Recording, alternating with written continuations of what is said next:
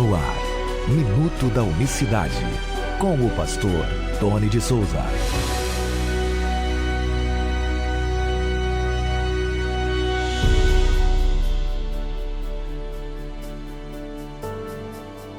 Olá, queridos, graça e paz da parte do nosso grande Deus e Salvador Jesus Cristo. Deus abençoe a todos de maneira rica e poderosa. Hoje é quinta-feira, dia 2 de outubro de 2025. Até aqui nos ajudou o Senhor. Como é que você está? Tudo bem? Obrigado você que acompanha pelo YouTube. Dedo no like para ganhar dinheiro, enfim, para ficar famoso? Não. Like para que o algoritmo do YouTube entenda que esse conteúdo é de relevância e indique para outras pessoas. Isso é muito importante, mas irmãos se juntam a nós para ouvir as verdades que libertam, para ouvir que Jesus é o único Deus verdadeiro. Falar nisso, olha o que diz os Salmos 66, verso 5. Vinde e vede as obras de Deus. É tremendo nos seus feitos para com os filhos dos homens. Que palavra maravilhosa, hein? Você ouviu aí?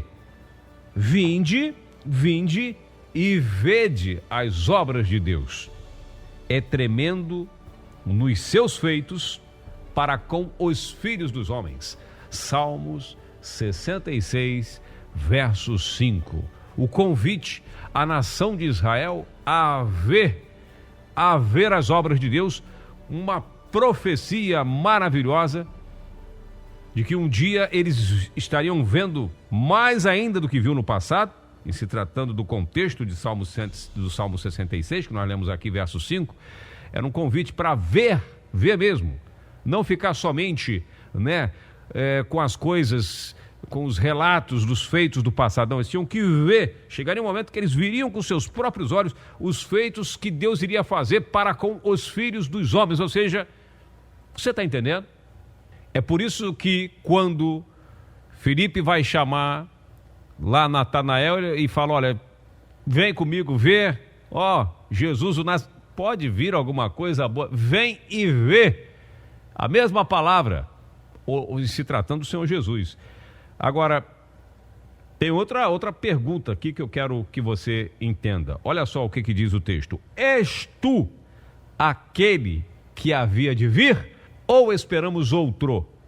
És tu aquele que havia de vir ou esperamos outro? Olha a profecia. Vem e vede as obras de quem? Do Filho de Deus? Não, as obras de Deus. Por isso Jesus fala, crede pelo menos por causa das obras. Não creia porque eu falo somente, creia por causa das obras. Vinde e vede as obras de Deus. O que Deus faz no meio dos filhos dos homens? Quem faz? O Filho de Deus? Não, Deus. Havia uma profecia que o próprio Deus iria vir fazer coisas tremendas. Esse salmo que nós lemos no começo é uma das provas, um dos vários textos disso. Se você duvida, vamos para o profeta Isaías. Ele diz assim, fortalecei as mãos fracas e firmai os joelhos trementes. Dizei aos turbados de coração, sede fortes, não temais, eis que o vosso Deus virá. Com recompensa de Deus ele virá e vos salvará. E o que vai acontecer quando Deus vier, diz Isaías? Então os olhos dos cegos serão abertos, os ouvidos dos surdos se abrirão, então os coxos saltarão como servos, a língua dos mudos cantará, porque as águas arrebentarão no deserto e ribeiros no ermo. Ou seja, os olhos dos cegos se abrirão, os ouvidos, quando? Quando isso vai acontecer? Quando o vosso Deus vier, diz Isaías 35, capítulo 35, eu li aqui os versos 4 e 5 e 6. Os coxos saltarão, não foi isso? Aquele que desceu pelo telhado, amarrado numa cama, os amigos fizeram um buraco no telhado, desceram ele lá e ele saltou pulando. Os coxos saltarão, os olhos dos cegos, Jesus, filho de Davi, tem misericórdia de mim. O que tu quer? Eu quero ver, voltar a ver. Então os olhos dos cegos saberão quando? Quando o vosso Deus, o Filho de Deus? Não, quando o vosso Deus vier. Quando Jeová vier, quando Yahvé vier pessoalmente, ele vai dar vista aos cegos, coxos vão andar, surdos vão ouvir, diz Isaías 35, quando Jeová botasse o pé dele aqui na terra, essas coisas aconteceriam. É por isso que a pergunta de Lucas capítulo 7, verso 20, és tu aquele que havia de vir ou esperamos por outro? Que pergunta gloriosa. Aí sabe o que diz Lucas 7, quando faz essa pergunta para ele? És tu aquele que havia de vir ou esperamos outro? Aí diz, e na mesma hora, verso 21, curou muitos de enfermidades e males e espíritos maus e deu vista. Olha o que o autor Lucas, ele faz questão de detalhar. E deu vista a muitos cegos. Porque Isaías 35, verso 6, diz verso 5, que os olhos dos cegos serão abertos. E aí diz, e ele deu vista a muitos cegos. Você está entendendo aqui a profundidade? Envia esse áudio para alguém, manda esse link para alguém, para que essa palavra fique sempre fixada nos corações. Então, os olhos dos cegos, ele curou muitos, deu vista a muitos cegos. E respondeu para eles, que fizeram a pergunta lá, és tu aquele que havia de vir ou esperamos outro?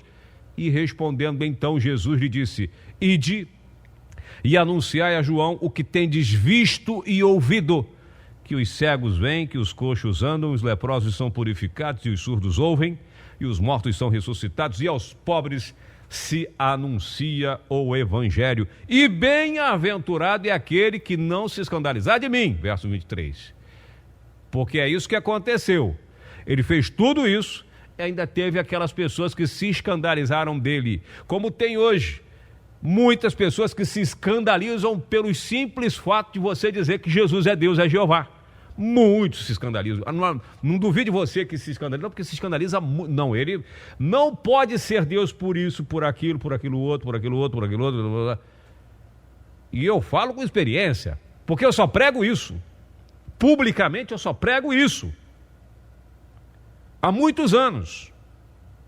Então, quando eu chegar a falar uma coisa para você que ouço dos trinitários, de teólogos, é porque eu tenho, não estou falando aqui com arrogância nenhuma, porque eu tenho experiência para falar para você que as pessoas, teólogos mais renomados, dizem para mim, você está equivocado, Jesus não pode ser Deus porque ele não sabe o dia que ele vai vir. Só o Pai, nem os anjos.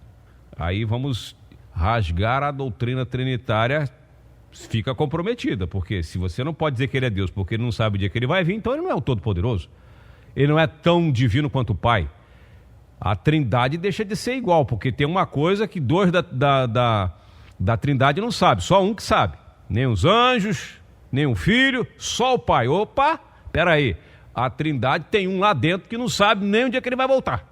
Ele vai ter que esperar o sinal verde do Pai para... Posso agora? Quando é que é? É agora ou não é? É hoje? É amanhã? Não, meu filho, peraí que ainda não está na hora não. Eu que sei a hora, só vai na hora que eu falar.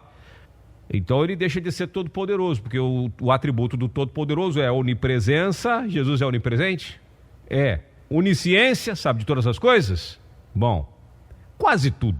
Jesus sabe de 99,9999%, mas tem uma que ele não sabe, que é o dia que ele vai voltar. Então, ele não pode ser Deus por isso, ele não pode ser Deus porque Deus nunca foi visto por ninguém, ele foi visto, foi tocado. Ele não pode ser Deus porque o Pai é maior que ele mesmo diz, vou para o Pai porque o Pai é maior que eu, João 14. E por aí vai. Os teólogos começam a enumerar um monte de coisa para dizer para mim, nos debates, para mim, para todos que pregam essa verdade, que ele não pode ser Deus. Então, ele diz assim, bem-aventurado é aquele que em mim não se escandalizar. Você está se escandalizando porque Jesus não pode ser Deus por isso, por aquilo, porque é forte, é agressivo para você dizer que ele é o Pai da eternidade, é agressivo dizer para você que ele é Deus sobre todos, é agressivo, agride seus tímpanos, ouviu falar que ele é o Todo-Poderoso? Deixe de ler a Bíblia, porque todas essas informações estão nas Escrituras e não tem como negar isso. É por isso que nós estamos aqui. É por isso que nós estamos aqui. Eu falo para você mais uma vez o que está lá em Salmos 66, verso 5. Vinde e vede as obras de Deus, é tremendo nos seus feitos para com os filhos dos homens. E aí ele diz para o centurião, vai, e como creste, te seja feito. E naquela mesma hora, seu criado sarou. Mateus 8, verso 13. Vai, e como creste, te seja feito. É tremendo teus feitos para com os filhos dos homens. Foi tremendo o feito que Jesus fez ali também na vida daquele centurião.